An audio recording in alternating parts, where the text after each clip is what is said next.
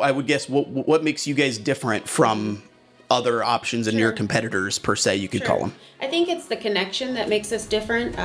We like to talk to you on a personal level. We don't just strictly keep it business. We like to see our clients outside of work. Sure. We like to let them know that we care about their reputation, not just what they're putting out there, but how we can help them put out. Yeah. What I'm talking about is, let's say buyer, seller, they have judgments. So they have a judgment with Capital One, or they have child support, or they have a settlement to their spouse that's due because they got divorced. Property settlement, or what else do you see? Oh, federal tax liens or state tax liens. Sure.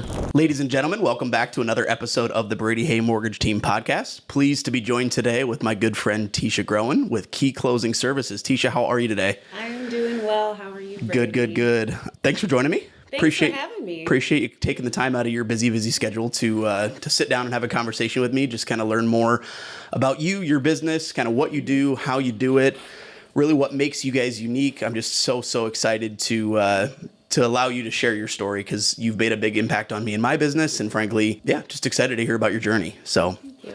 What, just kind of starting things off, tell the people who you are, what do you do, kind of the heart behind your brand. Sure. I'm Teesha Groen, owner and operator of Key Closing Services. I've been here in the Metro pretty much my entire life since I was 9. I'm originally from Illinois, but Key Closing Services is my baby.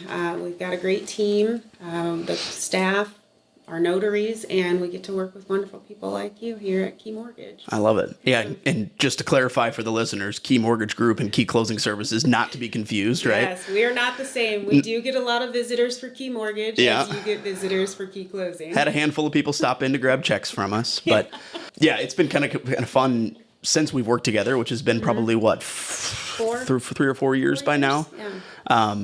But it's been kind of fun to have a similar brand, just because it kind of feels like an extension, right? It really does. I think that, and we'll talk about it a little bit, but I think that's kind of why I felt like we aligned so well, is because it, again, we have very similar desires in the way that we want to treat our clients and our people. Right. And, that was one of my big passions when we were looking to make a transition. And I guess before we dive into how we got connected and what that looks like, give the people an idea of what your day-to-day looks like and what Key Closing Services actually does for a real estate transaction. Sure. We provide settlement services, whether it be for lenders, buyers, sellers, realtors. You can even come to us if you're a FSBO, and we can help you with selling your home. Okay. If FSBOs, use a realtor. So we do a lot of, there's so many things that we do, Brady. It's hard to just put it all into one. Yeah. But anybody can come to us for assistance regarding real estate. Yeah. So any sort of closings that are needed from a real estate transaction, Teesha and her team are your go-to. Right. So, we've been working together for about 8 years now. Not 8. I've been doing this for 4 years now since we've been together. But back when we were looking to make a transition, we were searching for, similar to the way that we want to operate, we were looking for a closing company that would kind of offer that family type service, and that's, I guess, just a connection. Yeah. Touch on what makes you guys different from other options and your competitors per se, you could call them. I think it's the connection that makes us different. We like to talk to you on a personal level. We don't just strictly keep it business. We like to see our clients outside of work. Sure. We like to let them know that we care about their reputation, not just what they're putting out there, but how we can help them put out a good reputation as well. Right. Because really, similar to how a lender is an extension, at least the way I view it, is a lender is an extension of a real estate agent's business, right? I would say that a closing company is essentially an extension of a lending institution's business as well, right? And one thing that I will tell you guys, and I got to put a subtle plug in for Teesha and her team, but since we've made a transition to her, almost never have we had an issue, whether it comes to title or closing. Right. Like, you guys just, excuse my language, but you get shit done. Right. And we really pride ourselves, the entire team, we pride ourselves on being timely, efficient, and if there's something we don't know the answer to, we're not going to BS you. Yeah. And and and just act like everything's fine. Yeah, everything's fine. We're going to be very transparent with all of our clients so that we're not the reason why something might fall apart. Right. Yeah.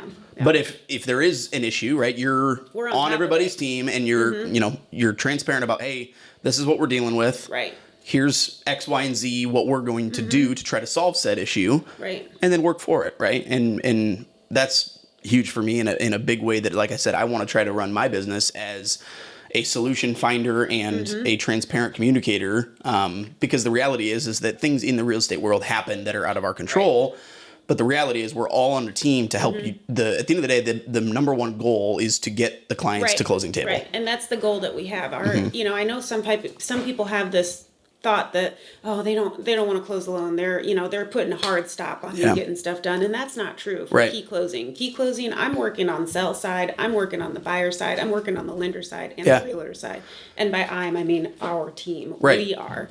We don't ever want to put a borrower or seller out. Yeah. When we could just pick up the phone. Well, the reality is you guys aren't compensated until the deal closes either. So it's like you're just as motivated and excited to help them get to the closing table as what anyone else in the transaction is. Consider us 100% commission too. Yeah. At the end of the day, it's a great way to look at it. And it's, again, rather than just throwing your hands up in the air, you're committed and dedicated to try to find that solution right away. I love that. Talk about your process, because I got to imagine with all of the different moving parts, with all of the different referral partners. I mean, you guys have a lot going on in your office. Sure. Talk in depth about your process. How do you keep things moving? What's your tracking like? What's, how do you communicate at a high level? Talk about your day-to-day and how you keep yourself organized. Sure. From start to finish, from the time we're receiving an order, we're kicking out an estimated CD to our lender. I mean, we don't really mess around when it comes to turn time. You send us an order, you're getting your estimated CD same day or a couple hours. Maybe even same hour. Yeah, exactly. Right. From that point, we're looking at the closing date, and we have a system called Qualia that we use. Okay. Qualia, that program is top notch. Helps us stay on track for all of our settlement services. We've got all kinds of little reminders that pop up telling us, hey, I need this. Where are we at on this? And I'm also a calendar fanatic. Yeah. My entire life is ran by a calendar. I noticed as soon as we scheduled this, it was on the calendar immediately. Whether it's a reminder to follow up on a payoff, follow up on a judgment. Hey, has that attorney gotten back to me? But from start to finish, we're dealing with orders, estimated CDs. We're contacting all parties on a transaction saying, hey, we're the contact for the lender, buyer, seller, whoever it is. And then we're getting that abstract rolling with whoever we're dealing with on the other side. And after that abstract, we're getting title from one of our partners that we work with. We work with a lot of attorneys that also meet my standard of which is I need you to be timely, efficient, and just on point on all the time. So you've kind of vetted that side already. You kind of know who the right people to partner with are. Right. Yeah. So once we get that title work in, we're shooting everything out to our clients, but also sending it to our clients. We're sending the realtors. We're sending sell-side closers, transaction. Everyone is getting communication from us. So there's never anybody that can say, I never got title work. Right. Or, and we're following up on where's that abstract. Yeah. After that, you guys, well, not you, but we're getting settlement figures, and we're sending out sell-side CDs to realtors and transaction coordinators and sell-side closers the same day we're getting their figures. We don't hold on to anything. That's why we have clean inboxes at Key Closing. That's why we're able to stay efficient and quick. Like we don't want to ever be the reason why someone's held up. Yeah. We're scheduling, and sometimes after, we're getting pre-closes done, we're scheduling closings, we're cutting checks, we're wiring. I mean, there's a lot that goes on at our office that happens behind the scenes. That frankly, a lot of people don't see. Yeah. Mm-hmm. I mean, filings, a lot of post-closing. I mean, we're dealing with a lot. I mean, we're talking docs. We've got notaries running all over the place. And I mean, we're servicing all 99 counties too. Right. Yeah. When you're handling checks and funds, and I mean, that's even outside of the document organization, I have to imagine that you can call it risk. I mean, the risk of handling the funds is... Oh, yeah, it's high. I mean, that's a major, major deal of it. But knock on wood, at least on my side, you've never once faltered or had any issues at all, which is, I feel like you're jinxing me over here. No, we're good. No, nothing but good things to say about the... claim free and audits are great. Like, maybe stop. I'm sorry. We won't talk about it anymore. No, that's awesome, and I think that your team really, obviously, it's not just you, right? I mean, you're doing a lot, but you've got an incredible group of young ladies that work alongside you, and just help you execute at a high level. Yeah. So, and we're kind of old school at key closing. We have we're cradle to grave closers. We don't have like specific tasks. Like, sure, I can open a file from order to getting it to closing. Yeah. Same thing with Nicole, order right to closing. Like you. And I feel like sometimes that's where things get lost. It's when you have so many hands. Right. And if you have just one person that, let's say, handles the front end of it, and then they're off of right. They're like, that's the cool part about you guys is like, if for some reason, hypothetically, you were to ever to make a decision to take some time off for once, right. your team can still pick up the pieces and make sure that the business still runs just as smoothly as if you were needed to be there. So, you've got a lot of trust in those girls to be able to execute just as highly as what you do. And that's, it's hard to find, and especially from a leader standpoint, it's hard to relinquish that trust, right? You've got to have a really solid group of people that are surrounding you to, to help execute on that. Right. So I love it. Talk about some common challenges, stuff like that you interact with on a regular basis or run into, and how do you overcome some of those? I would say the biggest challenges that we deal with is when that title work isn't squeaky clean. Okay. A lot of people don't know how to clean it correctly. Okay. Even though title will tell you need an affidavit, you need whatever it is, from child support to getting payoffs, releases. Yeah. I would say that's a challenge that we run into quite frequently, but it's just a matter of communication. Yeah.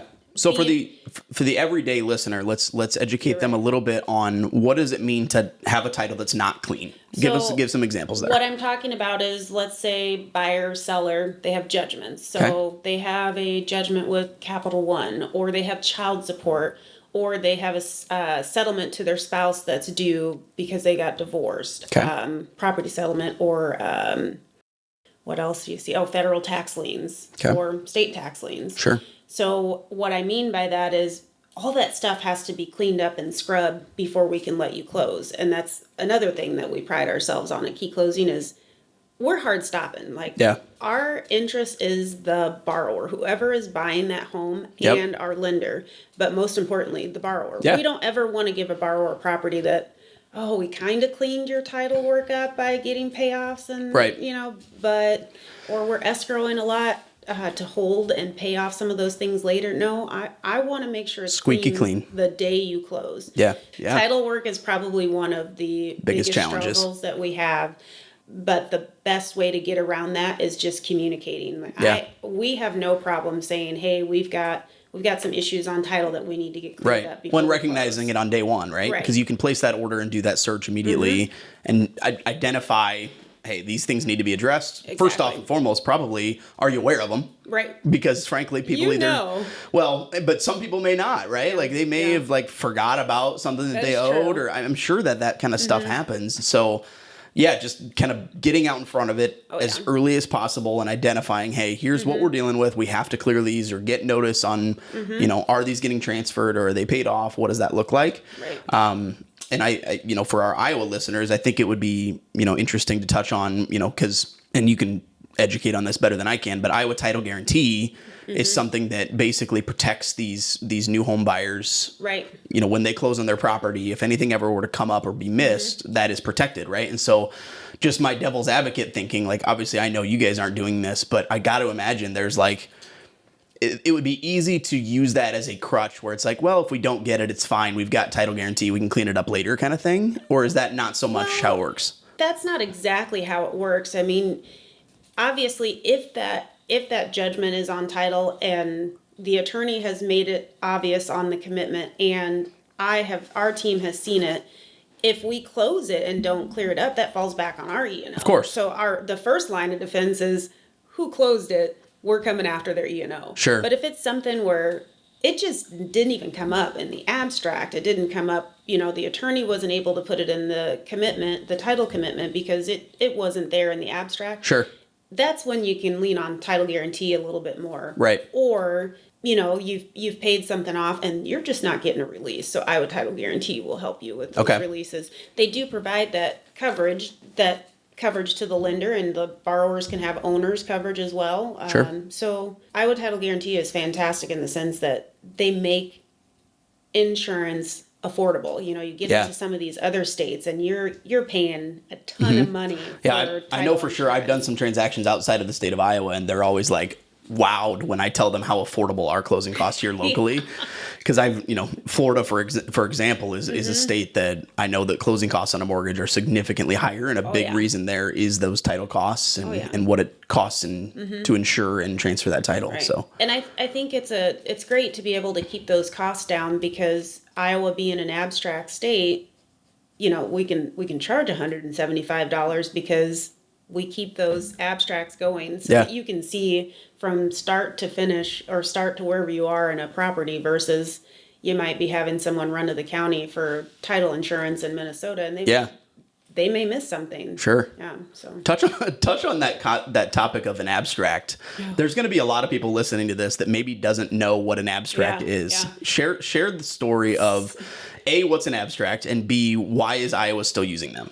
Abstracts are, I always call it the Bible of a property. Okay. So you're going to have, from the time that little piece of land was parceled off and created into a lot of its own, or so from lot to every borrower and seller that have been involved in that property, it's going to be the history. It's going to be the history of the property. It's going to show you some cool things, and it's going to show you some things you're like, ooh, that's rough. You know, you get into some of these decrees and it gets kind of crazy, but sure. So that's what the abstract is. Think of it as the history of the property. And, you know, and more importantly, a physical copy of that. It is not. Well, yes. So now we're getting into some attorneys that are rocking out and letting us do these electronic abstracts, but I mean, you can get some that are just teeny tiny little babies to. Sure. I mean, Danielson Law sent me a picture one day of an abstract that was delivered to their office. It was in 2 boxes, and there were 10 to 15 different abstracts binded together for that were all the one property. So what would be an instance like that would make it that big? Is it just buys and sells? It's just transferred a ton, buys, sells. I mean, you could be you guys don't do this. I've done a mobile home and a mobile park. So sometimes when you get into those mobile parks, you've got a million different abstracts that go with that property. Sure. So yeah, it just kind of depends on the history. What Pretty you're wild. With. Yeah, how many times it's been parceled off, how many times you've pieced it together. I mean, sometimes we get an abstract and there'll be 3 just not binded together because someone's rebuilt it so many times. Sure. So and that rebuild process, for people listening, that is something that is needed. If for some reason you buy a home and you lose said abstract, we've got to have that thing rebuilt. And so, you know, what does that process look like? Are you part of that at all, or is that something that somebody else does? I don't work on rebuilding abstracts, of course, but you know, when we're sell side and the seller can't find their abstract, and we've tried every abstractor that it can possibly. Sure. You've called everybody to try to track it down. Right. Yeah. Even the last closing office for them, and they cannot find it, and they say they gave it to the seller. Sure. Then we have to, you know, check out with a couple abstractors and say, hey, what's the pricing to rebuild the abstract? So then the abstractor will get started on it. And it can be pretty pricey. It can be anywhere from $1,000 to $1,500 to rebuild them if you don't keep them in a safe or with an abstractor that stores. When those are transferred, whether it's, you know, and there's usually for people listening, there's 2 options when you receive that abstract is one to either take it and sign off on it. And I feel like a lot of places probably require signature in order to receive it, just to prove that like, hey, we gave you this. Or you can let your abstract company store it for you, which is probably what most people recommend, I would say. Yes. But like Teesha said, if you're going to sell a property, you have to have said abstract. And so if you receive it and take it and want to look through it, which again, it's pretty cool to look through and just kind of see the history of the property you own.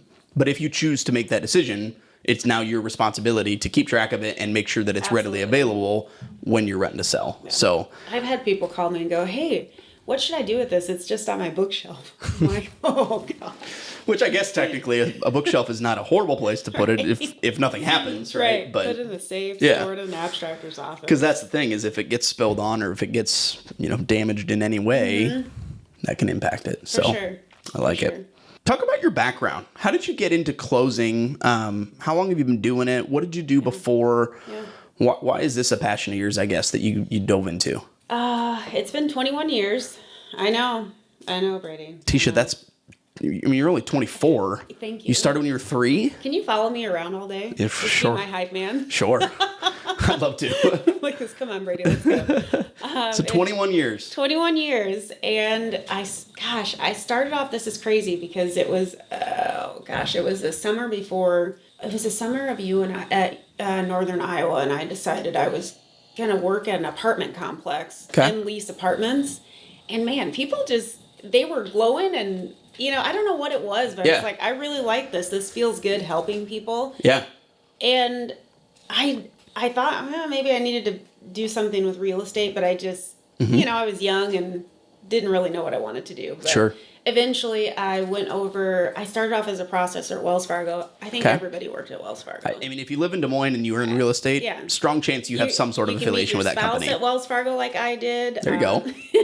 Maybe I need to go back and work there again. Go back and hang out at Wells Fargo. Maybe I didn't spend enough time there. I should have met my spouse. The Wells Fargo processing to another mortgage company processing. Okay. And then I had a friend that was like, hey, do you want to come out and check out the closing side? Because I was like, you guys are always happier at your office. Like I'm in the trenches here. Well, corporate America is not the happiest place to be. Right. So I went and worked at a local title company here in Iowa. And then that company sold to a company that serviced all 50 states. Okay.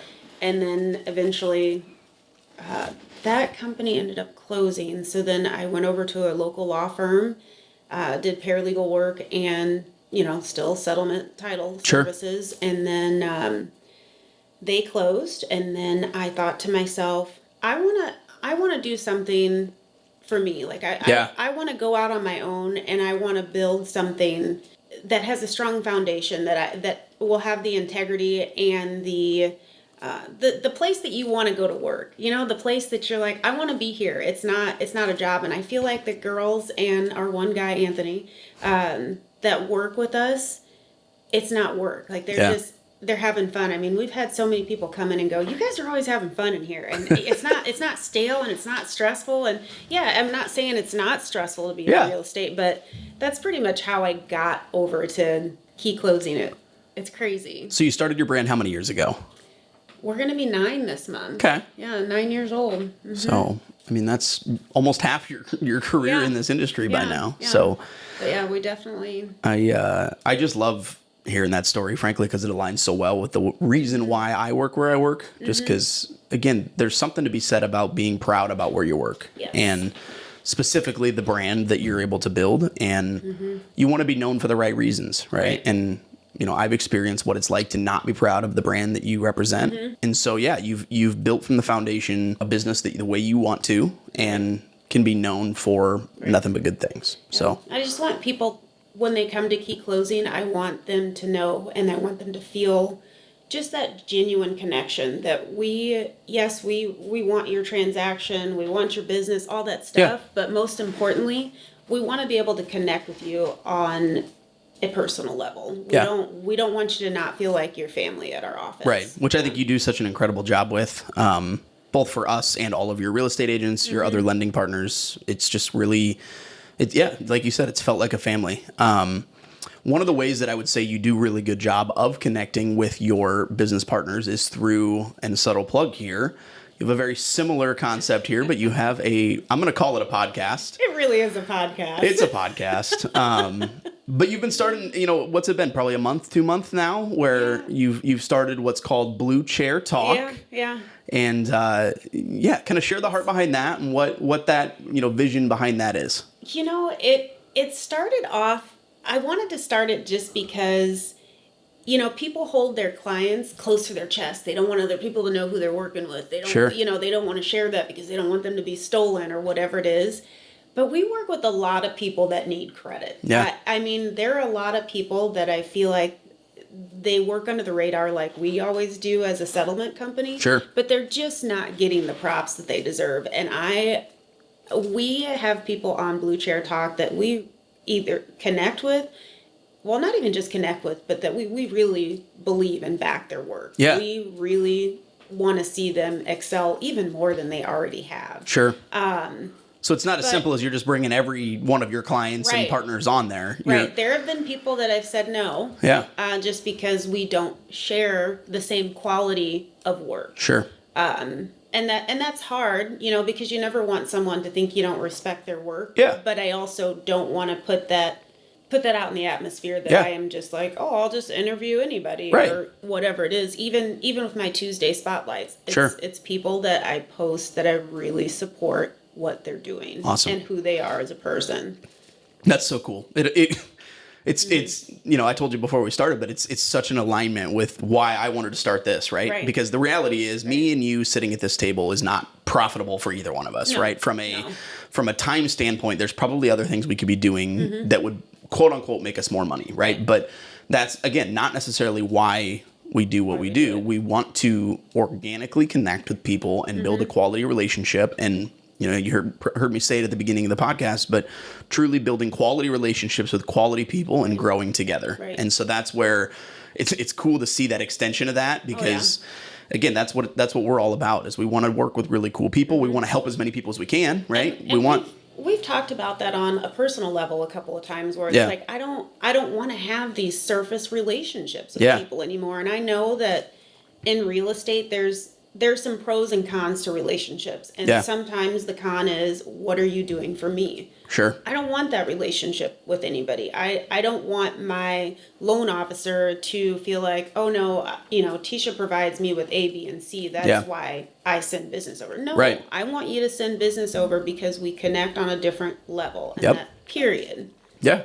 When it's not product related either, right? It's not like we're nitpicking, shopping, and looking at every cost you charge. If you called me and told me tomorrow that your cost was doubling because that's the cost of business, I wouldn't bat an eye at it, and I'd say, you're still my girl, And so that's the thing, is like, you control what you can control, and you provide a high level of service regardless of what hurdles you're faced with. You're still here to build that core connection. And again, that's what my hope is with my clients and referral partners and real estate agents and everyone that I interact with, financial advisors. My hope is that you feel the heart behind what I do, right?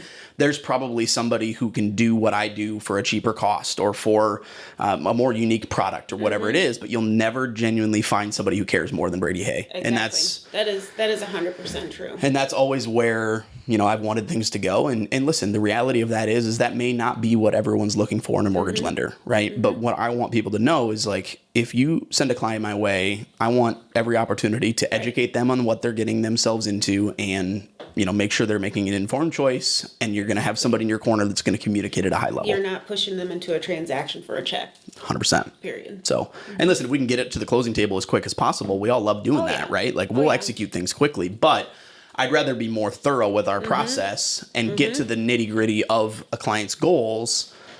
And even if it takes an extra 2 weeks, identify what their goals are, and then we move forward, rather than just, again, be transactional and close deals just to close deals, and put a shiny trophy on my desk and say, hey, I'm a top producer. Like, what do you do? Like, big deal. You can be a top producer all you want, but do you have organic quality relationships with your partners and your people you interact with? Exactly. So thank you, I guess, you for nailed that, because that is something that needs to be said more often in this business. Is, I think we're done. I'm just kidding.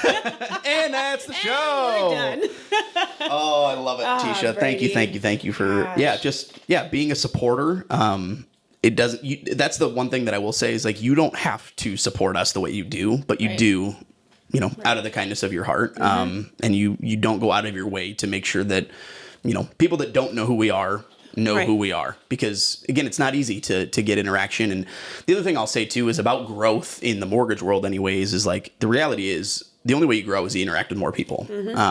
And you have to get out in front of them. And if they don't give you a chance or an opportunity to work with them, you can't really prove the way you do it. Right.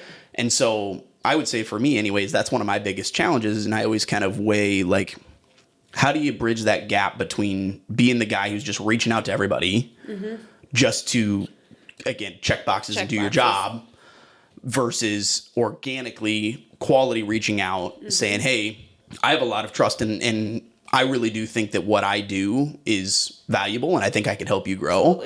Can we connect? Right. And how do you kind of bridge that gap? Because I've never want to be the guy that everyone just assumes, like, oh, he's reaching out to everybody. It's not organic. It's not powerful. It's not meaningful. I want people to know that when I reach out, I want it to be organic. I want you to feel like you're not just another number. I really, and to be honest with you, that's probably hindered the amount of business that I've done over the years, right? yeah. I've been doing this for 9 years. I could have probably reached out to way more people and done way more business. But again, it's not organic, right? Like I want to build that. Right. And with those organic relationships comes the trust. Yeah. Because then you have less realtors and people babysitting you Sure. and sending you multiple emails one on top of the other. Right. They know that, you know what, Brady's got taking it. care of it. He's taking care of it. I don't need to follow up with him 15 times. I need to do my job where I'm Yeah. at and stay in my lane. Well, I and hope do that's what the I'm way you supposed feel to it on do. your end too, right? Like with the Yes. people you partner with, Yes. you want people to send you business that they're just going to trust that you're Yep. going to get stuff They're gonna done. Say, hey, I sent my order over to Key. Yep. I know it's getting taken care of. Mm-hmm. They'll send me with the updates. They'll tell me if there's an issue. Now, on the flip side of Right. that, obviously, you do have to execute still, you know, but that's something that you guys already have in the We're bag. gonna- Is yeah. like, you're going to execute. And so, yeah, that's the big thing is like, if there's anyone listening to this that's not worked with Teesha and her team, I'd encourage you guys to give her a shot because, again, she's great at what she does and it goes beyond just her. Her whole team is incredible. And they're just, again, focused on doing it for the right reasons. So what else? Anything else that you'd like to touch on? Is there anything else, you know, from your, so you've been doing it for 9 years on your own in your own business. What's that growth process look like for you? How do you kind of decide where you want to go with the people you work with? You know, because I'm sure you started from ground zero there. I'm sure you had some relationships, obviously, from your past life. But Right. talk about growth. How does that work for you? You know, in the beginning when I started, I was like, this is crazy. You know, we had a handful of clients and we relied on our relationships. Word of mouth is something that I like to base a lot of growth off of, but also sitting down and doing stuff like this so that people can get to know us better at Key Closing. But I would say the growth part, it's tricky because you don't want to grow so large that you can't lose provide the service that we want to provide at Key. You know, we don't want to be we'll just call it Wells Fargo of settlement services. Sure. You know, we don't want to be a Wells Fargo. We want to be able to provide quality, and we want to be able to provide a comfortable place that people can still be themselves. Yeah. And trust us with their clients, trust us with their transactions. But as far as growth, I mean, we've grown a lot in the last from day one to now. We have grown a lot, but I also make sure we keep it honest. If there's someone that does not vibe well with Key Closing, you're not accepting orders. We are anymore. not accepting orders anymore. Yeah. We do not. I have a zero tolerance for bad behavior. Yeah. I mean, we are all adults here. And to keep it real, if I have anyone that gets out of line and talks crazy to any of my employees, my notaries, anybody, we are done. Like that is something that we won't spend a lot of time doing. We won't spend a lot of time correcting behavior when we're trying to get a job done. Yeah. So with that growth is knowing what to allow. I love it. Yeah. I love it. Yeah. And you know, I had this realization, I'm going to say probably 2 years into doing mortgage origination locally. So context, I worked in a call center for a year and a half, started doing it locally. And my first approach was like, I just, again, want to work with as many people as I possibly can. And I'd go after some people that did a lot of business. And then over the time, I realized they didn't treat people right. They weren't, being transparent. They were yelling and like getting all these things. And I was like, oh, wow. I had this realization. It's like, maybe it isn't just about working with people because they do deals. It doesn't align with the way I want deals done. Right. And sometimes you have to make tough decisions like that, even though if it, it may hurt it may hurt a little bit. It may be financially beneficial to take on a certain client or a certain referral partner, but if it doesn't align with the way you want to grow, what's even the point? And then with that growth, you have to think about rewinding back to your reputation. If you're going to line up with someone that has that negative, just bad vibe about them, that's a reflection it's a direct of you representation. Too. It is. Totally. Like you are lining up with someone that does not have the same mindset or skill set, because if you're just a yeller, and yelling shows a lack of education in my opinion, but you can't just lead every conversation with negative, just always on the defense all the time. And I mean, sometimes we have some realtors that are on the defense. I mean, I've told you before that sometimes I can sit back at my desk and just eat popcorn and read my emails because I can't believe because you're CC'd on stuff and there's interactions. Sometimes I just can't believe how people are communicating Yeah. with one another When it's- over something that can be handled. And it seems like they're not necessarily trying to accomplish the same thing, right? Yeah, and not taking ownership, not. And I've always said that, like, if there's something that comes up, or even if I make a mistake, right? Because none of us are perfect. I've made errors Right. when I All of originate us loans have. all the time. But rather than me tucking my tail between my legs and not making Yeah. anybody aware of it, Pointing or fingers. blaming someone else, like you said, it's important to bring that to the forefront and be like, hey, listen, I messed up. Here's Exactly. what's going on. But good news, I found a solution already. Or if I can't find a solution, just at least make people aware of it and Right. own up to it, you Right. know? And like you said from the very beginning, is we're all here to accomplish the exact same thing, and that's to help as many home buyers and sellers accomplish their dreams as what we possibly can. Exactly. So I love it. I feel like we've done a great job of shining a light into your world. Thank you for being a light. Thank you for being a resource and course. executing at a high level. Just to kind of top things off, and I don't know if you've ever made it to the end of one of my podcast episodes, but I have a final question I always ask people. boy. Are you prepared for this? I think I'm ready. You know what I'm going to ask you? I don't think so. Okay. So the final question of the podcast is always, where's your favorite wings? Oh, shoot. baby. Chicken wings. First off, do you like wings? And second off, what's your favorite spot you've ever had a chicken wing? No, not a lot of people know this about me. Okay. I don't eat meat off the bone. Okay. But I will say, when I do eat wings, Jerry's is my favorite. My girl. So I have Rainbow, which a lot of people know. Yeah. Last time I went was with Rainbow, and she will take all the meat off of the bone. I was going to say, Because do she's you a have somebody do it for her, or fantastic can you woman. use a fork? Like, You know, I've done that before, where like you just Yeah, pry it off with a yeah. fork, you know? There's But something about seeing seeing it that action. just- So what do you just turn around and not watch her do it? kind of. That's awesome. Travis Well, will also take meat off the bone for me too. Well, listen, I appreciate that you understand the beauty that is Jerry's. Yes. And what they Yes. are doing over there. For those of Jerry's you is that have putting not it down. been. And listen, I don't know if I Yeah. need to be sponsored by Jerry's or what I need, but You I need am, at least a I t-shirt am or something. making that place some money. I promise you that. But Jerry's has the best wings, hands down. It's not even close. They You'll never do. argue with me. But They do. Teesha, thank you so much for coming in. Thanks for joining me. Thank you for having just me. sharing your heart and for being a light. And you. look forward to many more transactions together. And if you guys ever have questions, you can follow Teesha where? Oh gosh, you can follow me on social media. Okay. It's Instagram is actually just Key Closing. Okay. It was available. Love it. Love it. Or you can check me out on keyclosing.com, or what else? Facebook is also Key Closing. So I love yeah, it. Facebook, Yeah. Instagram. Key Closing Services, keyclosing.com. Hit her up, follow them on social. They're doing a lot of great things and helping out a lot of home buyers. So Teesha, thanks for joining us, and we'll see you guys next time. Thank you.